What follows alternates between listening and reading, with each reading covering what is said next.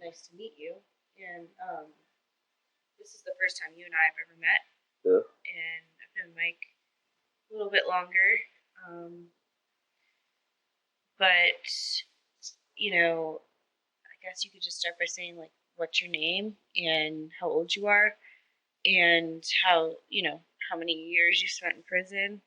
All And right. then kind of what you're hoping to bring to people with this podcast. Okay, so Where you're from, too? Yeah. All right, so my name is Jaleel. I'm 31. Originally was born in Los Angeles. I stayed there till I was about 12. In Los Angeles, Pasadena area. Beautiful. And then I moved out here to Lawrenceville, Georgia, the good old dirty South, North Side, 2 fingers in the thumb, Lawrenceville. Yeah. And yeah, I spent 10 years in the Georgia Department of Corrections. I guess we can get into that story at some point in time. But really what I'm trying to bring with this podcast is just awareness to what goes on inside the prison system.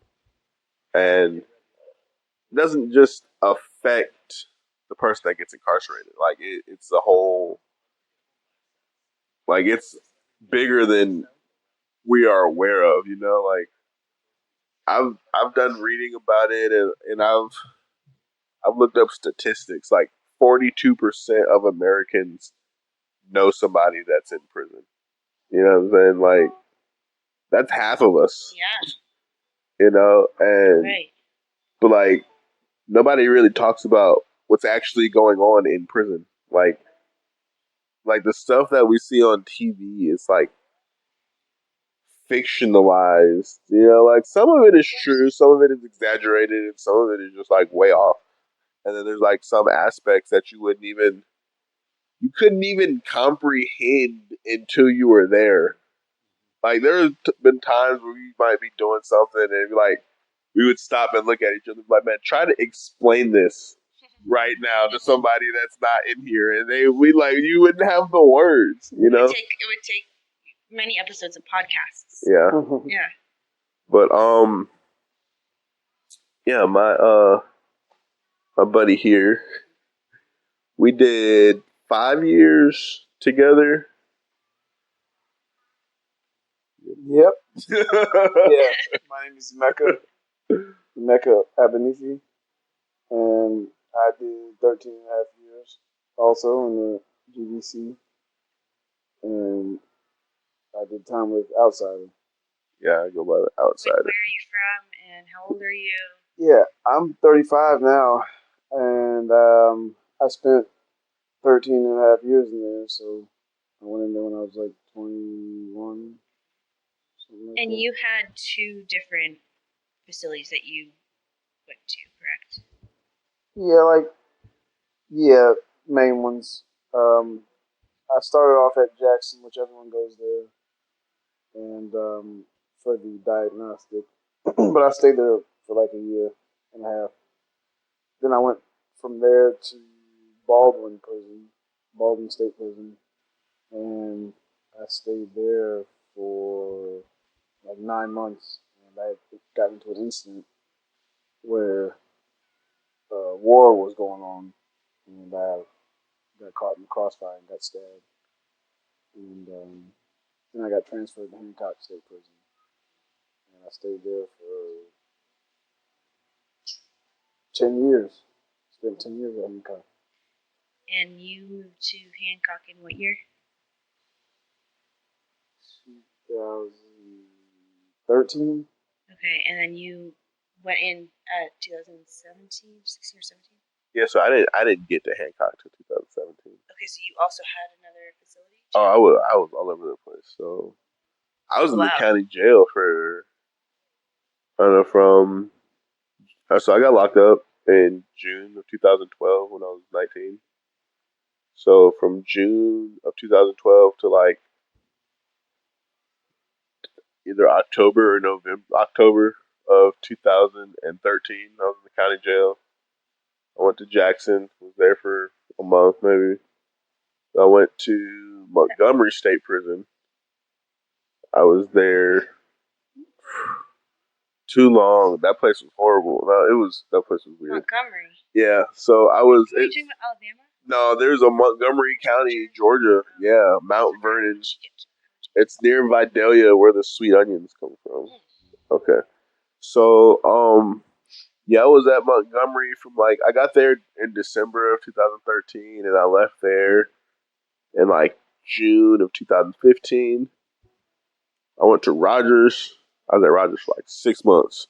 Rogers was like, I don't want to be locked up, but if I could do time there, you know what I'm saying? Like Really? That was the place. Hancock was also the place, but it also wasn't the place. You know, like it was pros and cons. Like it just depends where you were. Yeah, so I left Rogers. I went to Smith. I was at Smith for like a year. Like I was, I don't know. Most of that, I spent 9 months in the hole trying to transfer. That place was fucking. Okay. That place we'll was have to get into that. right. Yeah, we'll get into that later. Were you in the whole like bargaining to transfer? Yeah. Okay, interesting. Yeah, and they were pretty much telling me that I can't transfer. Like I have to get. There's a process. Like I have to get put on PC. In order to get put on PC, you have to tell them somebody's name. I'm not doing that. Y'all got me fucked up. Like, nah, I'll sit back here until you get tired of me being back here. Explain what PC is. Oh, PC is protective custody, which I wasn't trying to go on PC. You know what I'm saying? Like, I was just trying to transfer. Like, I didn't want to be there no more. Like, that shit was not it. Rogers? No, Smith. Smith. Okay. Yeah, Smith is like has been mentioned in like the top 5 most dangerous prisons in the country. Like, wow, really? Yeah, Smith is fucked up. Okay, I can't wait to hear more about Hancock like the differences. Hancock was fucked up too, but like it was a different fucked up. Like so after that, did you go to after Smith? Did you get to Hancock? Yeah, so after I sat in the hole for 9 months, yeah, I got transferred to Hancock, and then 2017, and I was there until I got released into last year, which would be 2023. Yeah. 2023, you were released. Which month? June. So you guys are released the same time. Well, different years. Yeah. Oh, 2023 is this? No, I got out in 2022. I'm sorry. Oh, okay, so both June, but just you were a year after him. Yeah. And then you met in 2000. We met in 2017. Okay, cool. Yeah. Cool.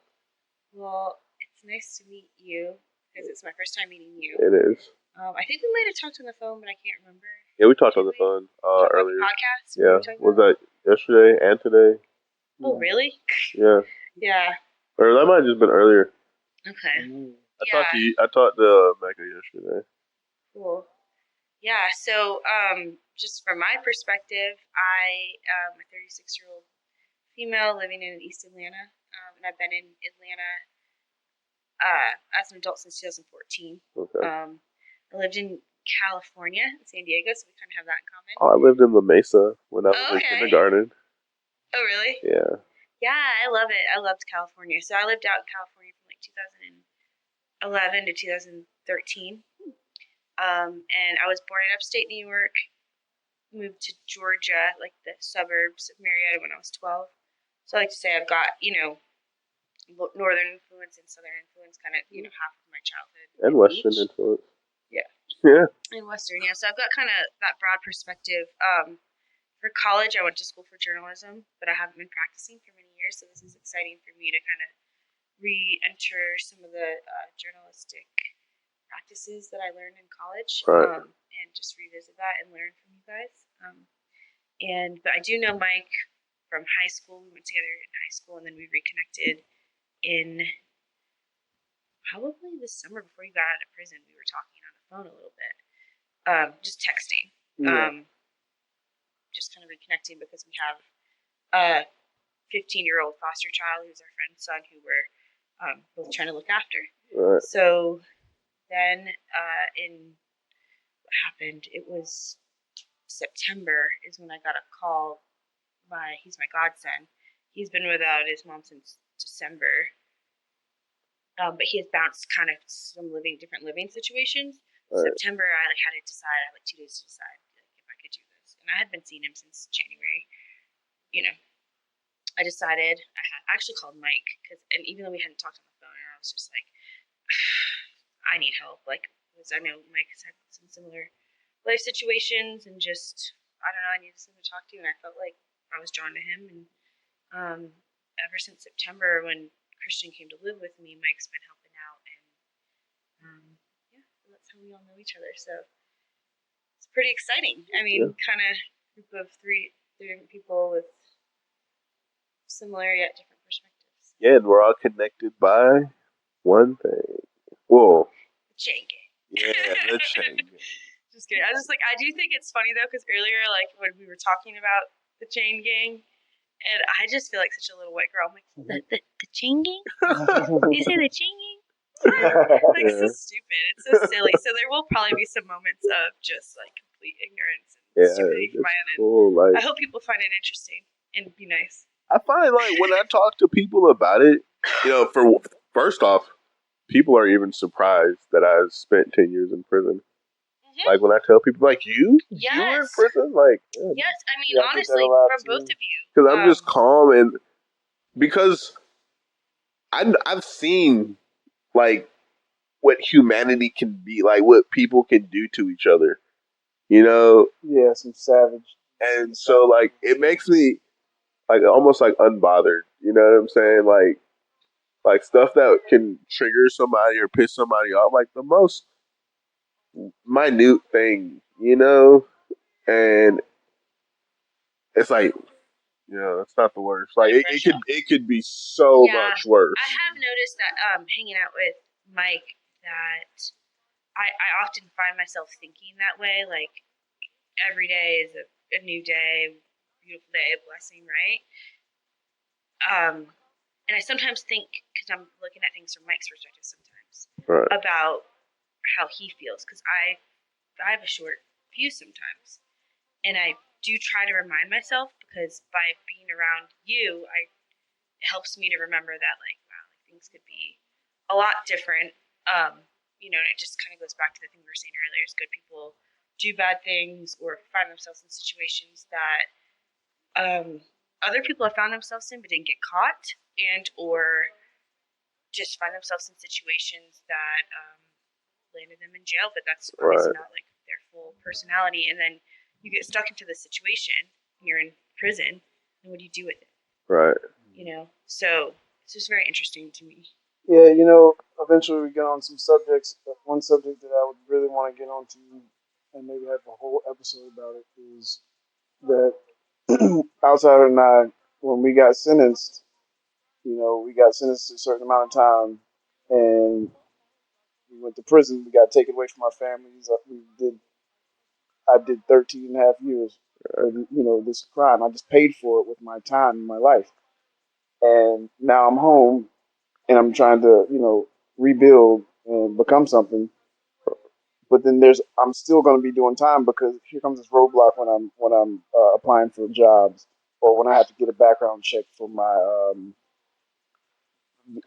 passport or whatever. Yeah, it's I get questioned about it. It's man, I did that time. Why are you questioning me? Right. Yeah.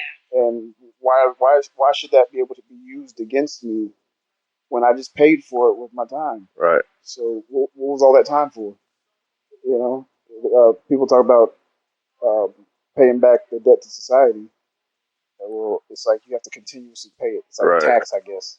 You might be out, but guess what? I want that tax. Every time you try to go get a job, or every time you try to get a license for something or whatever, we're gonna get a tax from you. And that's a big reason why the most successful people, when they get out of prison, most of the times they're going to start their own business.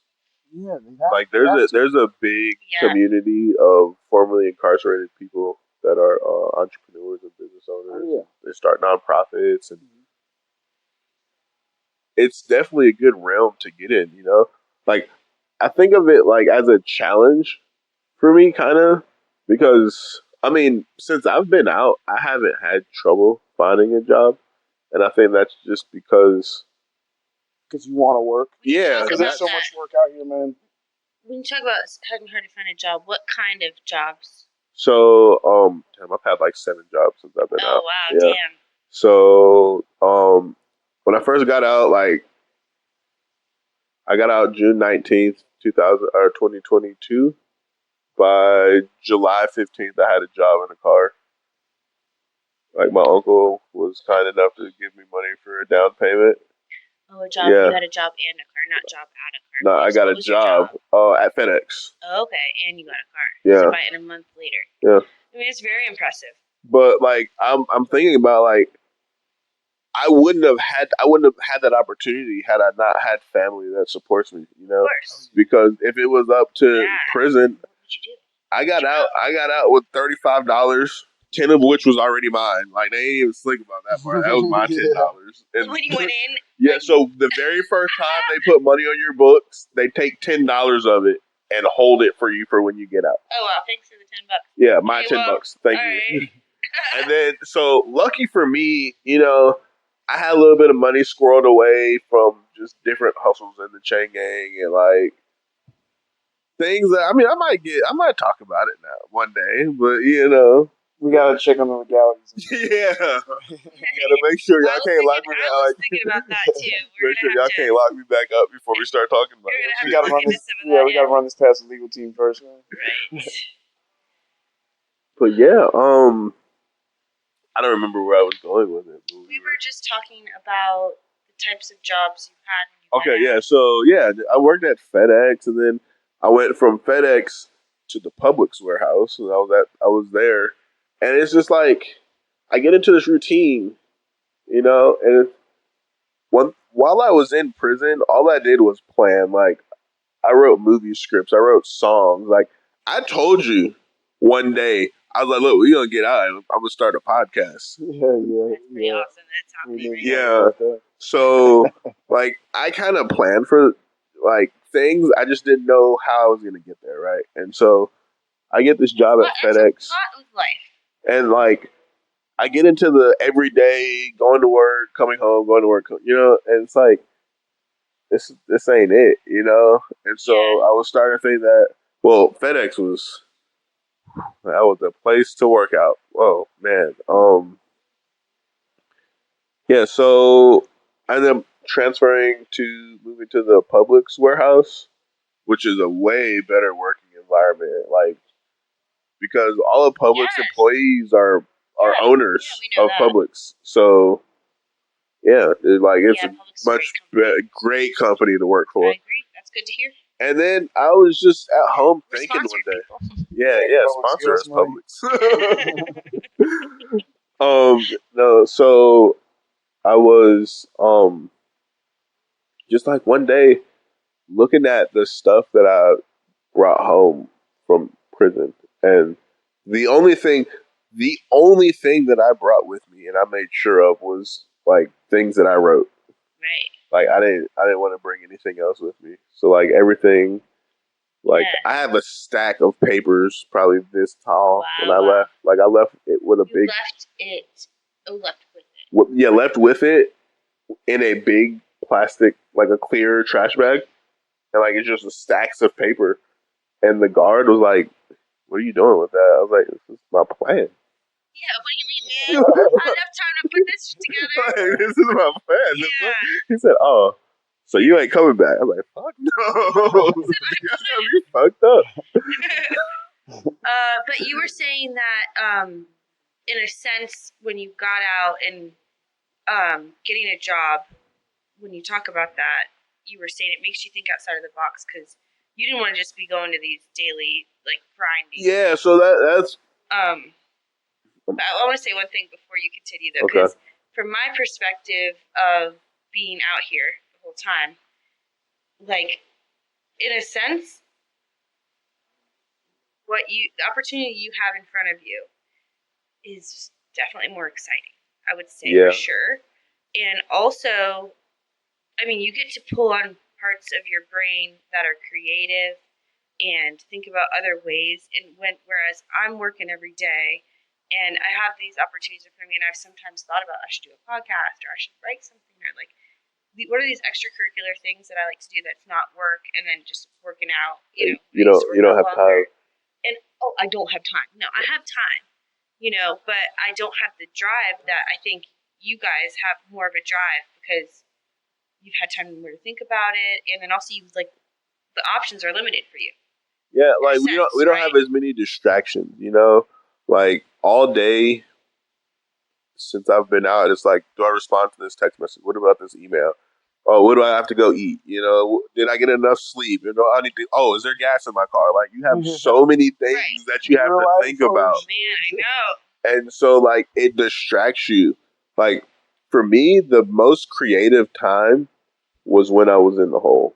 Anytime I was in solitary, or if like the whole prison was on lockdown, because that speaks to the importance of being able to spend time by yourself, and to like really dedicate times, because you get one life, right? Right. And I think when you're out here the whole time, and like at least for me, I'm sure a lot of people do follow their dreams and do podcasts even if they haven't. But like for me, this is just my experience. Like,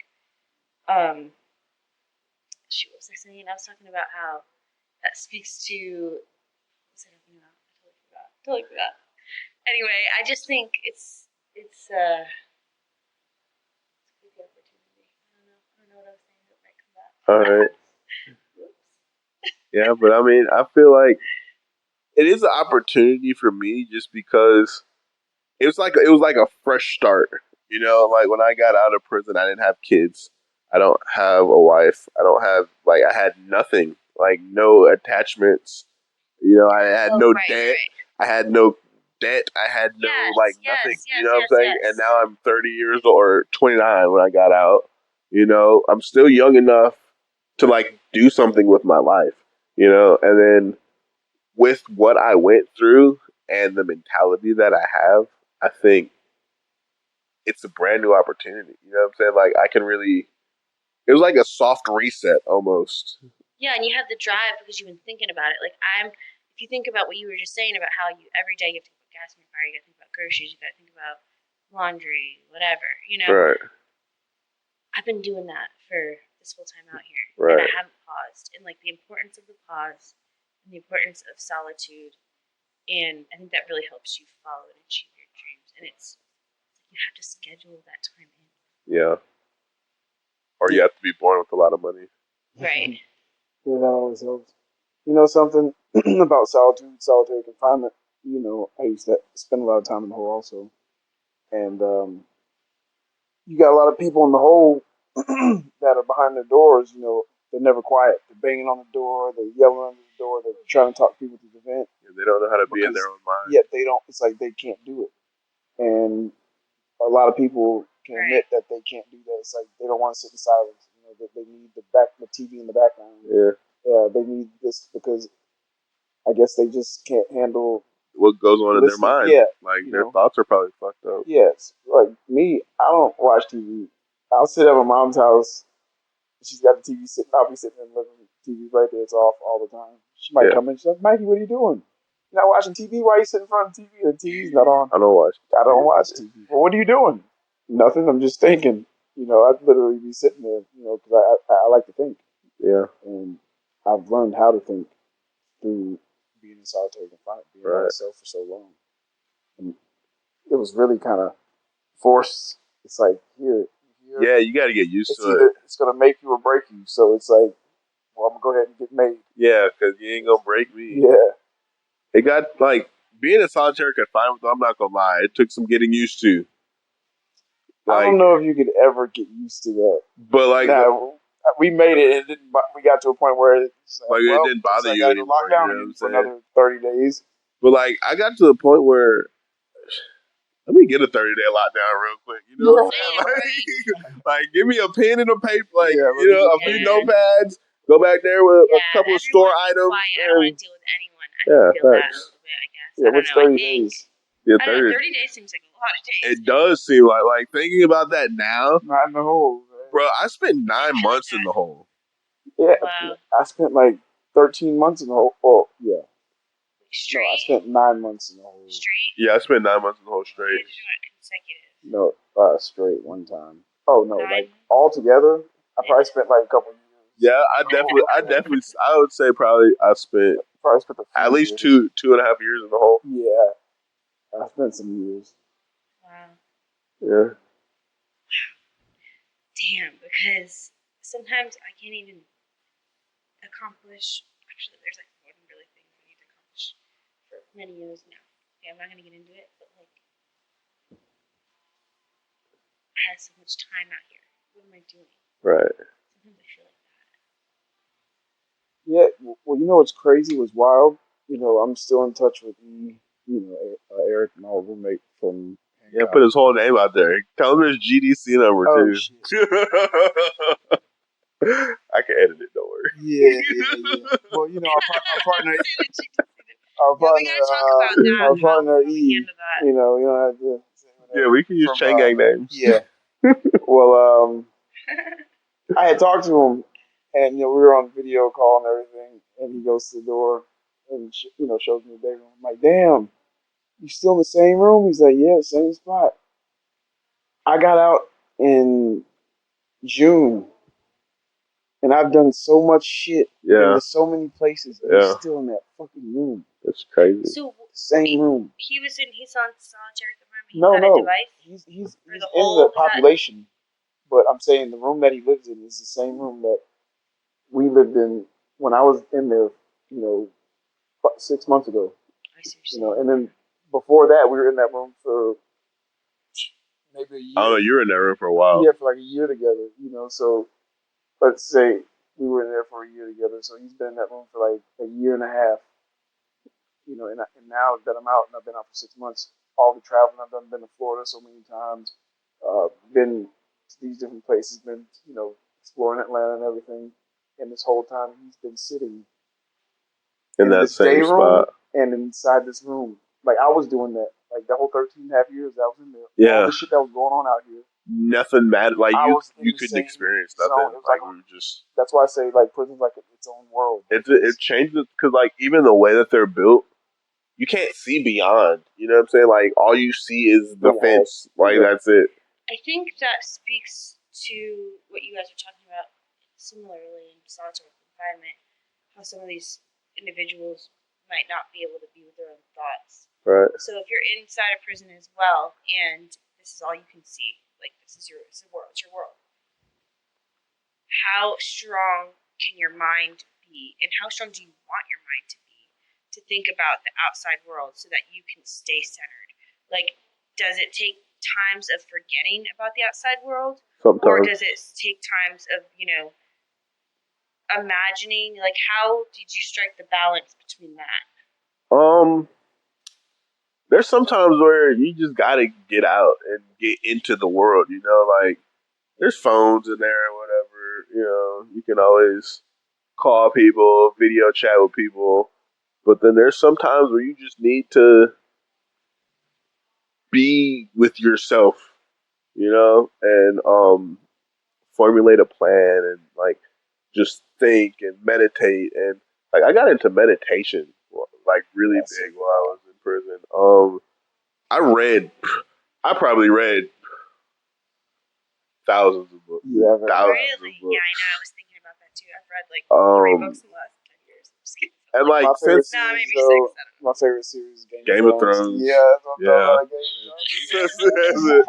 The books are way better Would than you the show. guys trade books around? I mean, you had the Oh library. yeah. So like, but then you would also trade too. Yeah. Oh, once we got the tablets, then we had any books we wanted. We go to what's it called? It was crazy. Like, the tablets really changed the whole prison experience. Game, like everything, it changed. It turned prison into something completely different. Mm-hmm. Like I was talking with my cousin the other day because this is my cousin I grew up with. We're like 9 months apart. Like we grew up together, and you know, throughout my whole bid, like I stayed in contact with him. That's my cousin, and we were just talking about just different like the changes over time of like, and when it comes to the what I noticed about the tablets, when we got those, prior to that, there would be like rap circles. There'd be people over there beating on the wall and rapping, and like it, like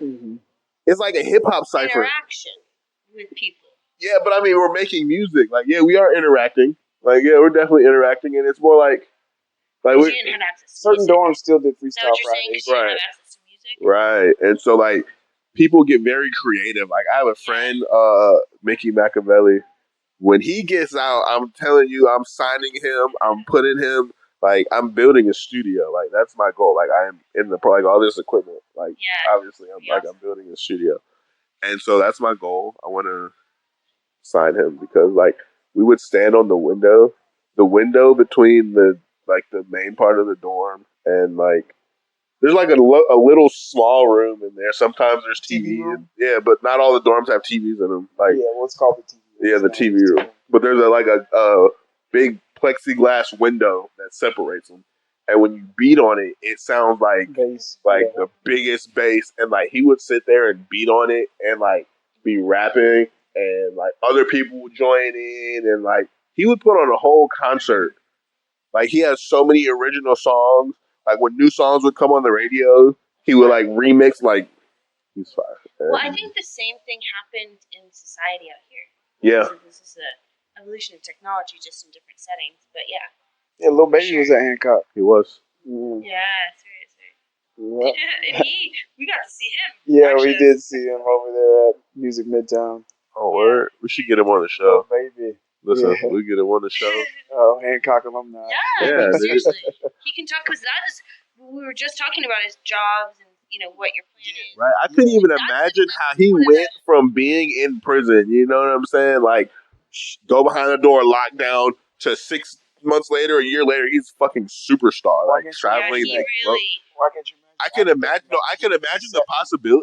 I've seen like it obviously happened. What I'm saying is like the mental things that he had to go through. You know, because just from being in prison and getting out and being in like regular society was an adjustment.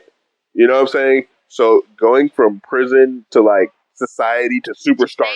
You know what I'm saying? Like right. I can see what you're crazy. saying. That's like the scale of just like so like a ladder. Like I mean, that's like the epitome of the American dream. Yeah, for Like sure. you still have a chance. Everyone has a chance. Everyone. You know, it's just on the risk you're willing to take and the work you're willing to put in. And a lot of people aren't willing to put the work in. Do you guys think that he left prison with similar amount of papers like you? Probably.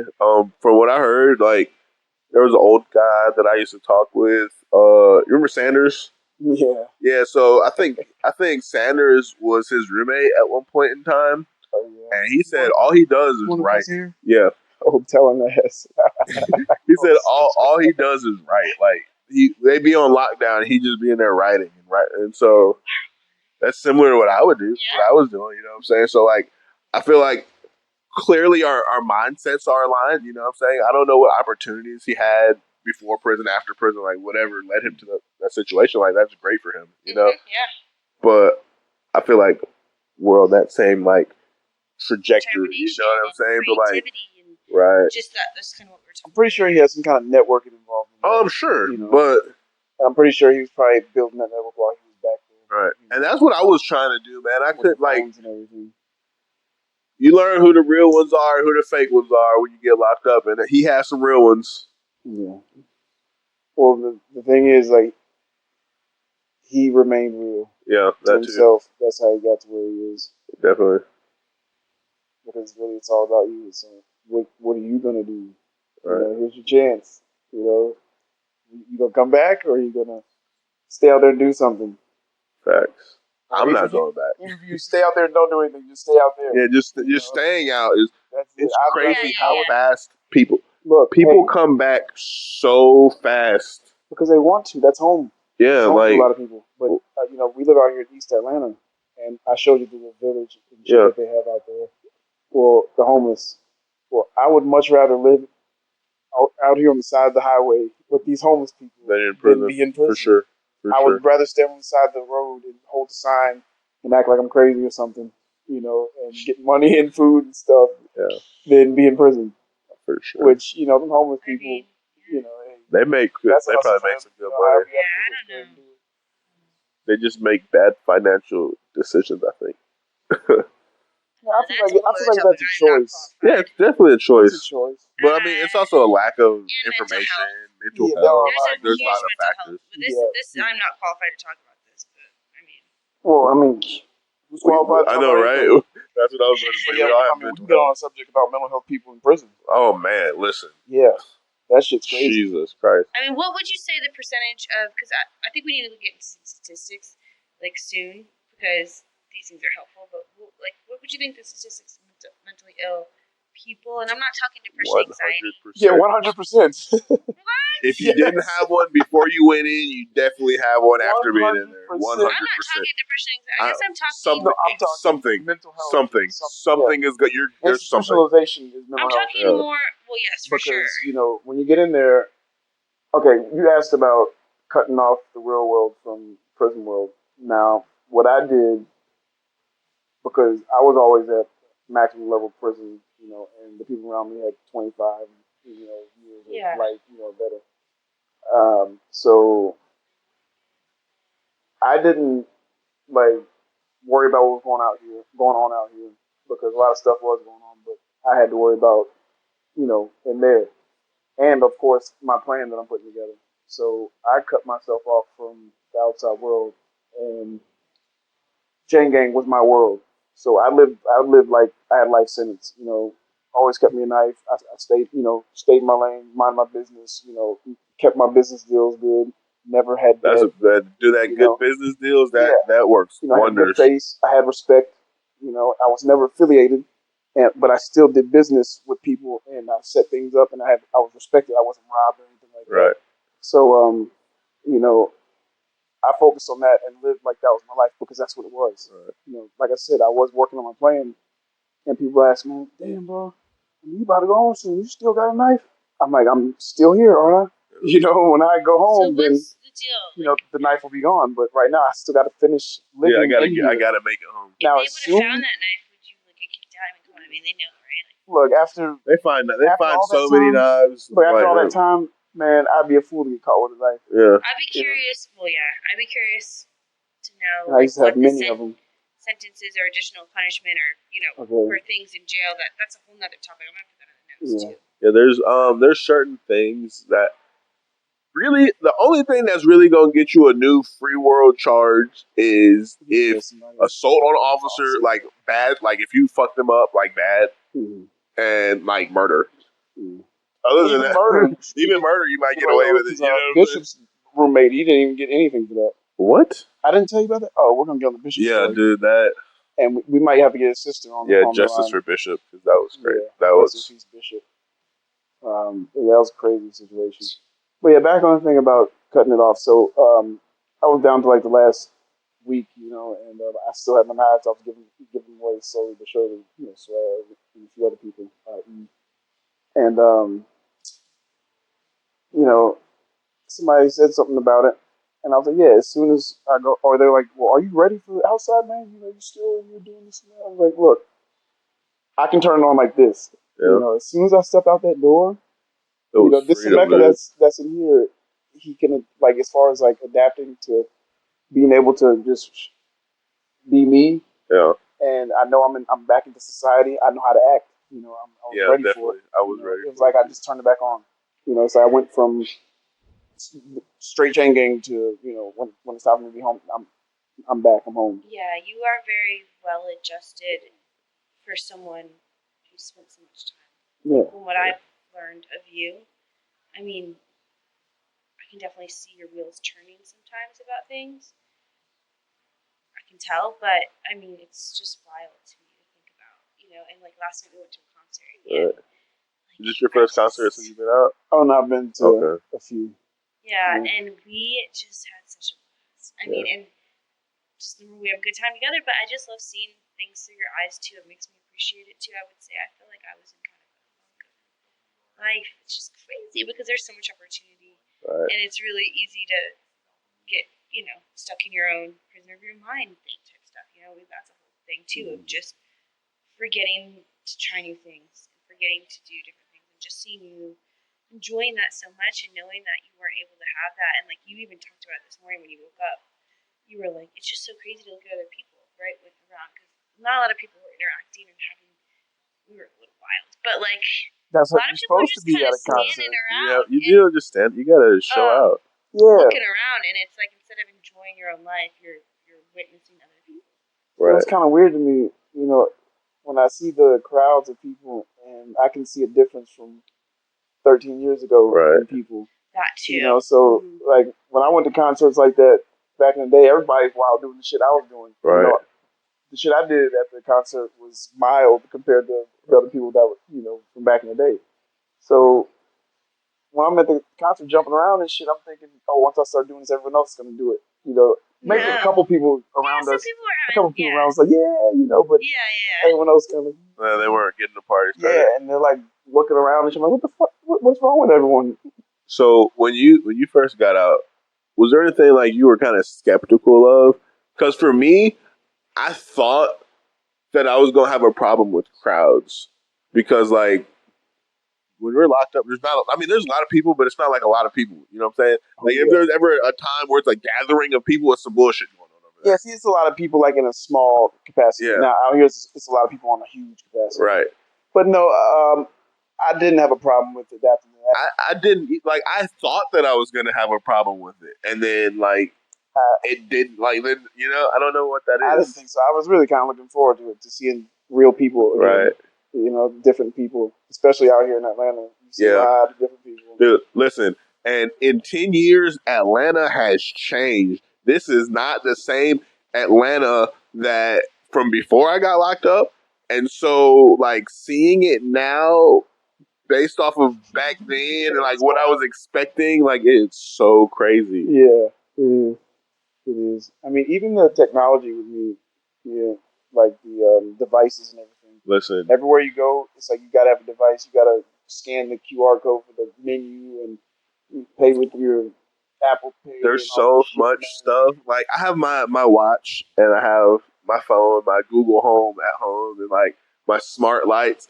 And, like, I find myself, like, I'll bounce the music. Like, I was listening to music in my car. I pull up, get out the car, the music's now in my earbud. Mm-hmm. You know what I'm saying? And I take it out my earbud and put it in my pocket. And now it's playing on the Google Home. It's like, hey Google, turn the lights off. And it like that wasn't it's convenience, but like I catch myself like, God, like I'm thinking about the time where I was in a prison cell and I got a tablet with the plug, and the plug got a short in it, so like I gotta have the cord wrapped around the tablet with saran wrap and paper clips just to make it work. And if you tap it the wrong way, it's gonna cut off, and you got to do it all over again. Like, you got to bring it to me to fix. You got to bring them suits, and I'll fix it for you. I thought it might be fun to do like a demonstration podcast of some of the things that you guys learned to do. To create like your lighter, to like create the light, to create. Oh man! You think it's time to expose the liquor? Listen, they got to earn that one. You know what I'm saying? We got to get some viewers for that one. Maybe in the third season finale. We won't be giving away all the secrets, but we can. There's definitely some ingenuity going on, like you and tattoo guns, stoves. Mm-hmm. Like I don't like you learn how to roll a roll of toilet paper just right way, and that thing will burn for like 30 minutes. Yeah. Wow. Yeah, you got your fire. The wick was the thing, man. You the needed the wick. Oh. Incense.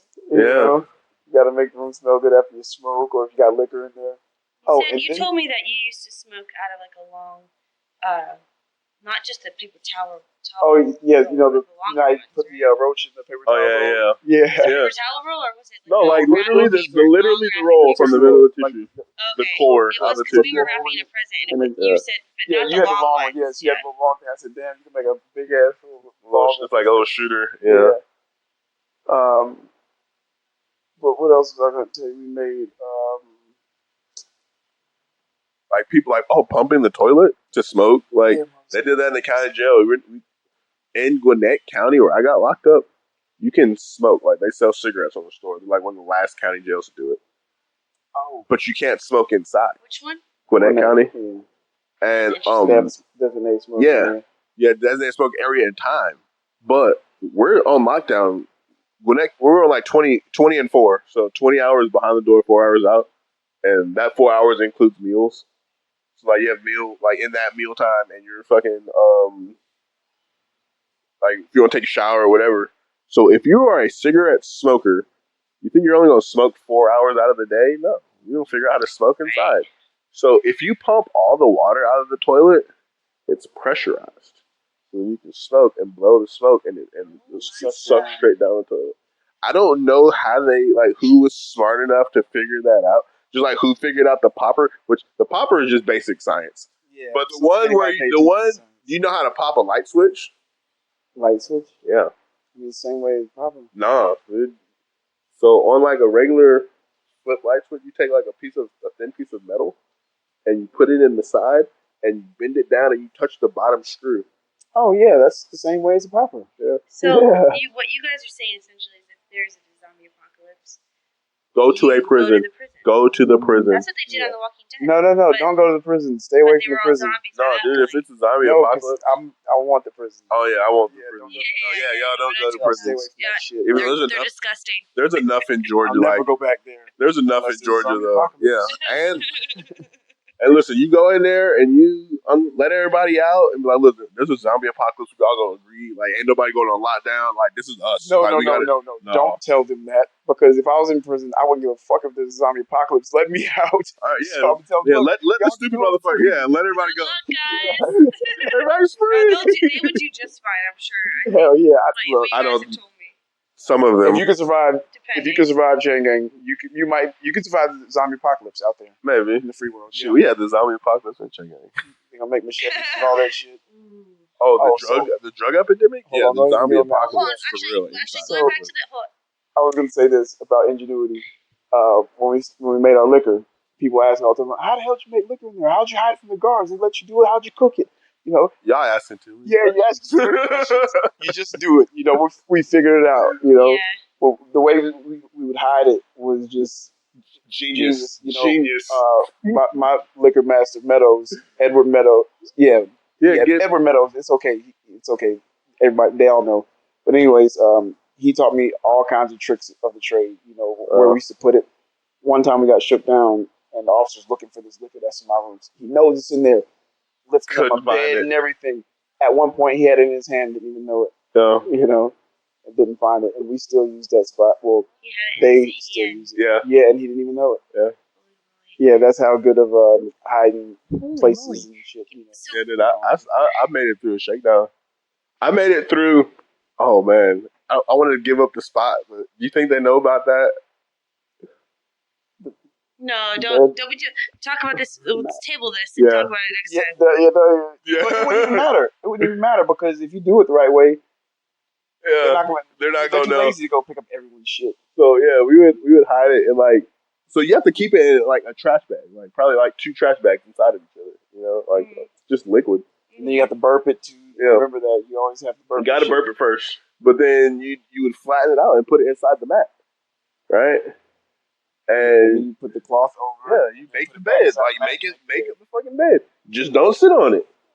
If they come in and look, you know what I'm saying, and it doesn't, like, you done got rid of the smell, they would have no idea. Yeah, as long as you have your bags good. If you have your shit double bag and tied right, you can still sit. You can sit on it, but you just recommend it not to. Yeah. Because it's gonna look like a water bed. Yeah, if you had to, if they came in and like, okay, you know, sit on your bed, then you could sit on it, lay on it, whatever. Question for you, like when the guards would come in, because like this is just like talking about authority and like the feeling you get with authority, and like I get scared sometimes of like, oh, please, like, if there's no one in the car, and that's happened to me like 2 or 3 times this year, and I always think it's me, you know, and I'm like, and like I still tense up, even though I lived with a police officer for many years, because I realized that they're humans, and I just lately I've been having a lot of anxiety, like when people are like searching room like that.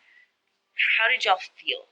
First of all, that's crazy, because you like a good citizen. You don't have no record or nothing like that. Like, what you afraid of police for, you know? Yeah.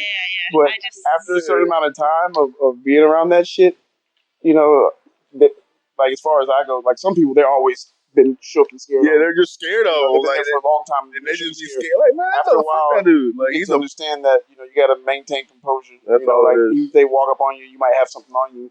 You know, you just gotta. You gotta be smart. You know what I'm saying? There was one Captain Martin. He used to come through. Martin, Man, he had people be Martin come down the wall. Everybody starts scattering. Martin. Everybody starts scattering. Martin, old bullshit ass. Hey, yeah, big, tall, light skinned. Like he was mixed, but he was like really, really yellow. But you could tell he was mixed. Yeah, we didn't know he was white, black, whatever. Yeah. But he would have people shook, and it's like really because he would find stuff. Yeah, like, But look, cared. no. This is what it is. Care, right? This is what it is. Martin wanted to keep you on your toes. Cause like he'll come through. Psychological. It's like you know he what just I'm liked his job. He liked his job. He enjoyed the power, but he wanted to keep you on your toes. You know what I'm saying? Like he wants to catch you slipping. But like people are panicking. You know what I'm saying? Like if he comes in and there's a cell up here, and as soon as he comes in, everybody 6 people comes out and shit, what's up there? Yeah. You know what I'm saying? One time he came in, I had a phone and a sack of weed on me. You know what I did? He came in, I got my bowl, and I sat down in front of the TV. Yeah. I was invisible. You put your weed in the bowl. No, I had my weed in my pocket. I had a phone in one pocket. I had weed in another pocket. Came into your cell. No, he just came in the dorm. And people start fucking panicking, you know, because he goes around like opening doors and stuff like that to catch somebody doing something. You know what I'm saying? So I got the phone in one pocket, the weed in another pocket. I got a bowl of soup. I'm sitting in front of the TV eating my soup. He's not even thinking that I'm doing anything wrong because you don't look suspicious. Yeah, I'm just sitting there eating my dinner, watching TV. Yeah, there's a lot of that going on. So you do have to be very aware of other situational awareness. That's all it is. You just gotta be prepared because when I made spots, you know, especially for myself, it was so that when I have a phone or if I have something that's of value to me, like knives and all that stuff, I can put it up whenever I want to, really quick. They could be outside the door, and I can put it up and open the door, and they can't find it. Right. You know, so it's really all about thinking ahead, being smart. Right. Because if you're not prepared, you're gonna lose your shit. How many times they're like, oh yeah, they're shaking down tomorrow, man. Hey, bro, can you put this up for me? Hey, you know where to put this? You know, yeah, people be running around. You just spent $1,200 on that phone, and you didn't have any insurance. Think about them shaking down. You think that you could just have it, you know? And then when I offer them, or I give them the quote on the what it's gonna cost to make the spot, they're like, damn, man, you gonna charge me what? It's like, what, $200 to make a spot? Yeah, I'm cutting metal with my hands. Like it's not easy. Yeah, you spent $1,200 on that damn phone. What's $200 for insurance? Yeah, facts. You know, it's just like in the real, it's just like that in the real world. Like Chang'an economics and real world economics, it rolls over. Yeah. Like the principles roll over. Mm-hmm. Credit, dude. Yeah, I had a good credit score. I had a great prison. I had a great prison credit score, especially like we cook liquor. That's a top tier. Like that's up there with drug dealing. You know what I'm saying? Like drug dealing, having a phone, and cooking liquor. Like we're equal. Like I can pull up on the drug dealers and like. When we got to our liquor days, we always had. We didn't go whatever. Whatever I wanted. Whenever I wanted. Yeah, and even if we ever did get behind, it's like shit. We make liquor. Yeah, it'd be some days I'll be $300 in debt. Yeah, you know, I'll go cook 2 batches of liquor. I'm out of debt. All right, run it back up. Yeah. Would be in debt by just verbal agreement. Yeah. And there's word of mouth in your face, you know. And that's it. So if you're in one dorm, and say like a lot of these young white dudes, you know, the white boys in the prison, what they do, especially the ghost face. Yeah, I'm putting y'all out there. They'll go in the dorm and ghost face. They know who they are. It's a gang. They know it. It's a gang. I don't even know what it is. But it's anyway, an embarrassment. What they do, you know, they'll come in the dorm and get credit because what these ignorant drug dealers will do, the niggas, you know, not even the black guys, not the black folks, the niggas. Yeah. What they do, they see the little white boy come in, and they assume he got money just because he's white. Hey, white boy, come here, man. What you need? I got it. So they'll credit him. It's like reverse racism in there. Like the racism in there is so ass back. It's crazy. It doesn't make sense. Uncle Ruckus everywhere in that bitch, man. So they'll credit him. You know, every now and then. This is how they get them. The slick ones. They'll pay him. They'll pay him the first time, and then like I put in front of you. They pay him the first time, and the next time they're gonna like get double or triple what they just paid off. and then when they normally do that, they probably kite out, go to the hole, and they'll leave, or they'll do something to get themselves locked down so they don't have to pay. So what'll happen is, but then when they get out, I mean, people. Yeah, exactly. People don't Over forget. time, People don't forget. That's what's super when he bad. gets to another dorm, like he might be trying to do the same thing, but most likely Word of mouth get around. Hey man, watch out. Yeah, when Be a catch out artist. That's what they call it. He gonna catch out. Yeah, when they do find out if they already credited and stuff, now they got the eye on. Yeah, like, now they be watching you. Especially store day.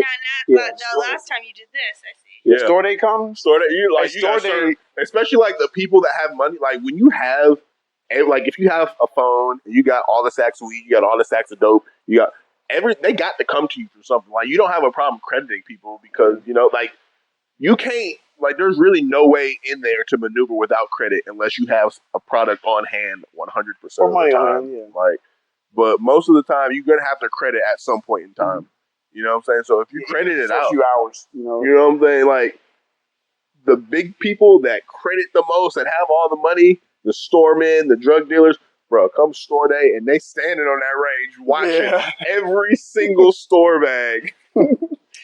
Damn. Hey, so I don't know how much more we want to talk today, but I've been taking notes, and that's why I'm like sitting here on my phone. Okay. I'm cool. Like we can talk.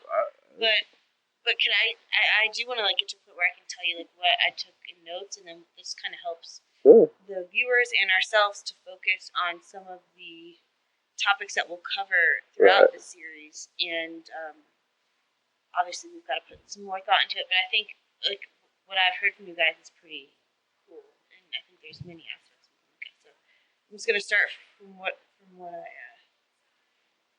wrote down. So, first thing I wrote was Che gigs. That shit's funny. Side hustles in prison, poppers. So, money in prison. The evolution of devices. Suitcasing. I think I need a little bit more of an explanation.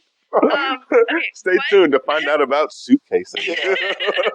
What things in prison cause you to have consequences and the additional time versus the whole versus others? Like that'd be a really interesting thing to dive into. A demonstration podcast where we could talk, all could show different things. We could show you how to cook liquor. Or we could have, like just the little things, even just like show them how to cut metal. Oh man, with another piece of metal. And maybe that could just be like a segment of our hour podcast where we could do like a 5-minute demonstration or just how to make knives. Like or just like quick fact or something. Yeah. Anyway, prison layout. Like, and personally, I want to know like from the start, like what is the layout of a prison? Each prison is built different. It's probably about it's just what are the areas? Are probably about the size of that bathroom. Oh my gosh. What'd you say? Yeah. With 2 people in it? Yeah. Oh my god. Guys, it's a small bathroom.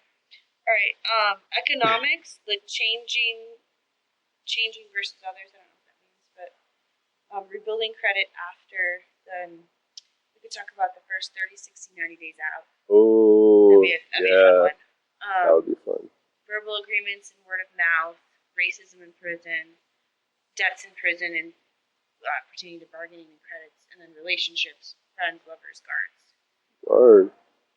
Sounds fun, right? I'm sure there's more. Anything else you guys are going to write down? The epidemic, the fucking the ship pandemic. Oh, like we had the pandemic before the demic. Wait, what? Yeah, we had a pandemic before the pandemic. It was ridiculous. Really? Oh, those and like. You gotta talk about the crazy man, the wave because it came in waves. Like the first wave, though we never got those again. Oh my god, I'm so curious. Okay, and then we got some fun stories. Yeah, definitely. Really fun stories. Yeah, I'm looking forward to getting to know you guys both more and sharing these stories with everyone. And definitely. Wait till I tell you about Loco, man. I'll tell you my story about Loco. You talking about Fat Loco? Fucking he wasn't always fat, but he stopped getting high and he got fat. Yeah, and then he started getting high again. I know Loco. I got some stories about Loco. His brother E.T. Remember he used to like take it out and shit. Oh, bro, Loco. I gotta tell you about the time when I fucked around and hung out with Loco and Carnitas one night. Listen. Ended up 1 week later. Same with Yeah, same we'll stuff talk Nacho about it. used to do. Oh, Nacho. Oh, that's my. Oh, hey, you know Nacho's finna get out, right? Yeah, Nacho, he burned his bridge with me. What? Yeah. Okay, well, we can talk about that maybe. Yeah. And of course, we're gonna have guests, and sometimes we might call people with Yeah, do have call-ins. Oh, yeah. Definitely. We definitely gonna that'll call be- some people from the inside. Like and then have people like that know nothing about the prison system. Yeah, Have them if come there's ask any us questions, we'll see Definitely. what's on the We can get on the board. updates too. Like part of this, like maybe family members want to watch, and if they don't get to talk to their parents, it sounds like you guys could because you have like drivers. Yeah, like That's where people. we can start because my uncle, they would love to do that, and then they would network with. They would definitely spread the word to their coworkers and friends and colleagues. Like when we start the podcast and put it out there. Wait, what about your uncle? Well, they would give it to like their friends. Yeah, and they colleagues. just family They know a lot of people. Oh, a lot of yeah, different of people, course, yeah. So they can put it out there and help us get our stuff out there to the audience we're looking for. Definitely. And maybe like I don't know. I think it'd be particularly interesting to like follow one or two of y'all's friends in there and just they can give updates. Oh yeah. There's many of them. There's many of them. We got some characters. But then I also want to talk to so like I've been planning this podcast for a while, so there's like a lot of pre-production things that I've done. So I've met people who have family members that have been incarcerated and how it's affecting their lives. Other formerly incarcerated people. There was a woman that did 23 years in the prison system. I want to say I got a good audio with her, but I would like to sit down with her in person and just talk. She's in Macon, so maybe we could figure something out. Well, Edit that out. Final note. Cool. I'm yeah, I excited. feel like this is a good start. Yeah. And we've got a lot more. Definitely, there's more. So Stay tuned. stay tuned. Yep, stay tuned.